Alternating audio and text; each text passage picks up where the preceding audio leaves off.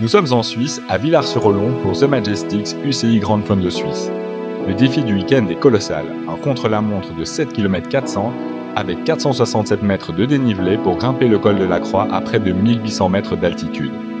Le timing est serré, je m'élance à 16h45 pour ce contre-la-montre et le lendemain matin, dès 7h30, ce sera le départ de la course en ligne. Sur le papier, mon plan de puissance est clair. Une première rampe à 350 watts, une transition plus plate à 335 et un final brutal à 360 watts. Mais dans la réalité, je suis déjà sorti de ma course avant même qu'elle ne commence. La pression aujourd'hui est immense. Il y a le stress habituel de la compétition, le fait que je m'entraîne au niveau de la mer alors que l'air est plus rare en montagne, mais il y a surtout un poids invisible sur mes épaules. Exactement 2 semaines avant ce départ, j'ai perdu mon coéquipier Alex, cet ami qui m'a fait venir dans mon équipe actuelle. Je veux courir pour lui, je veux lui rendre hommage, et cette envie de bien faire me paralyse.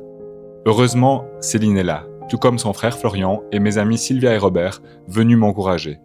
Mais le sas de départ approche et mes mains tremblent. En chipotant nerveusement sur mon Garmin pour éviter qu'il ne s'éteigne, je commets l'erreur fatidique, je le passe en mode home trainer sans m'en rendre compte. Dans quelques secondes, je vais m'élancer sans mes repères habituels, pas de vitesse, pas de pente, pas de distance, juste mes watts instantanés et la présence d'Alex à mes côtés. 3, 2, 1, go! Le starter me lâche et dès les premiers mètres, je sens que mon corps n'est pas dans le coup. Mon pied glisse sur la pédale, je perds quelques secondes à essayer de clipser, mais c'est un détail. La vérité, c'est que mon esprit est encore totalement ailleurs. En plein effort, je baisse les yeux sur mon compteur et je me remets une petite couche de stress en voyant cet écran sans mes datas habituelles. Je pourrais m'en servir comme excuse, dire que c'est de la faute du matériel et que sans mes repères, je n'ai pas pu gérer ma montée, mais ce serait mentir. Un cycliste comme moi n'a pas besoin d'un écran pour monter un col. Si je suis en forme, si je suis concentré, je peux faire une montée exceptionnelle à la sensation. Le vrai problème, ce n'est pas ce Garmin vide. Le vrai problème, c'est que je ne suis pas là. Cette erreur de manipulation, c'est le reflet exact de mon instabilité mentale. Je suis au départ de ce contre-la-montre à Villars, mais ma tête est ailleurs, coincée dans le vide laissé par Alex.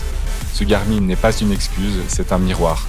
Je ne suis pas en train de courir, je suis en train de subir. Mon ambition au départ était claire.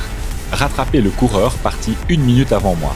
Celui de 30 secondes étant non partant, j'avais le champ libre. Mais la réalité de la course me rattrape très vite. Dès la fin de la première section de montée, c'est le concurrent parti 30 secondes derrière moi qui me revient dessus. Premier coup dur.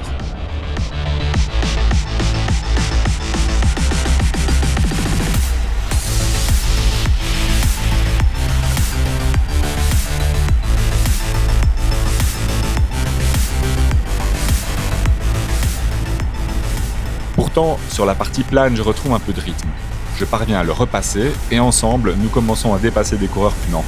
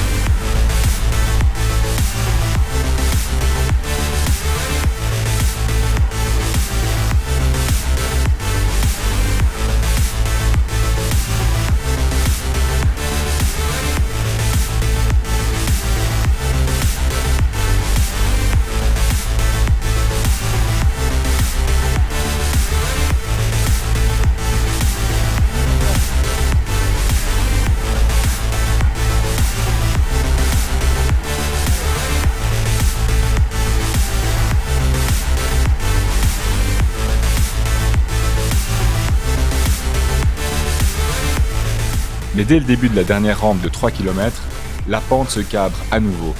Il me repasse. Cette fois, je ne peux pas le suivre. Je le laisse filer.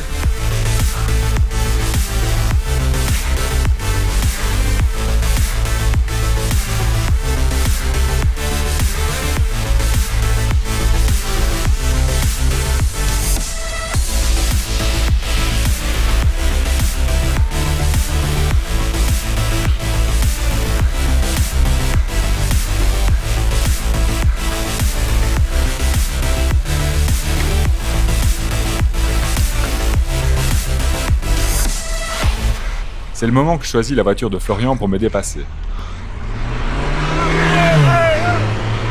À l'intérieur, Céline, Sylvia et Robert hurlent pour m'encourager. Ils vont se poster un peu plus haut, là où la pente avoisine les 13% dans un virage difficile.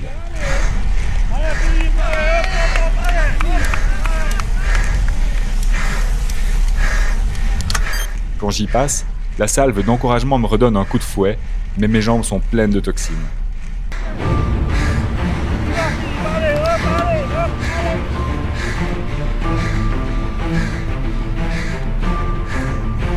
À un peu plus d'1 kilomètre du sommet, je subis un deuxième dépassement, plus sec, plus brutal. Je ne le sais pas encore, mais ces deux coureurs qui m'ont doublé finiront respectivement 4e et 3e de ce contre-la-montre. Je ne me battais pas contre des fantômes, mais contre le podium de l'UCI Grande Fondo Suisse. À quelques hectomètres de la ligne, j'ai un sursaut d'orgueil. Pas question d'abdiquer complètement.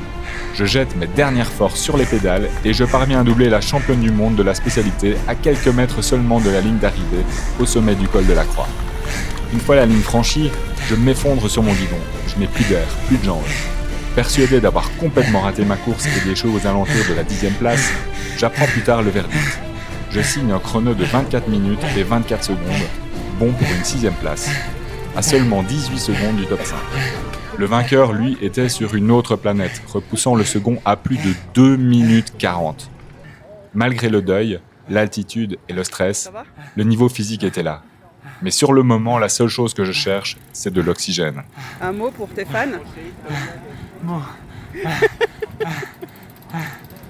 Ce résultat n'est ni bon, ni réellement mauvais. Mais dans ces conditions, il prouve que la forme est bien là. Et il va en falloir, car le plus dur reste à venir. Moins de 15 heures après avoir franchi cette ligne, je serai à nouveau au départ, cette fois pour l'épreuve reine, le Grande Fondo. 150 km et plus de 3700 mètres de dénivelé à travers les Alpes suisses. La vidéo de cette course magnifique sort le jeudi 30 juillet. Pour ne pas la rater et surtout pour me donner la force de continuer à vous partager ces aventures de l'intérieur, abonnez-vous à la chaîne et laissez un petit pouce bleu. Ça m'aide énormément et ça fait vivre notre passion commune. Merci à tous pour votre soutien et on se retrouve le 30 pour la grande bataille.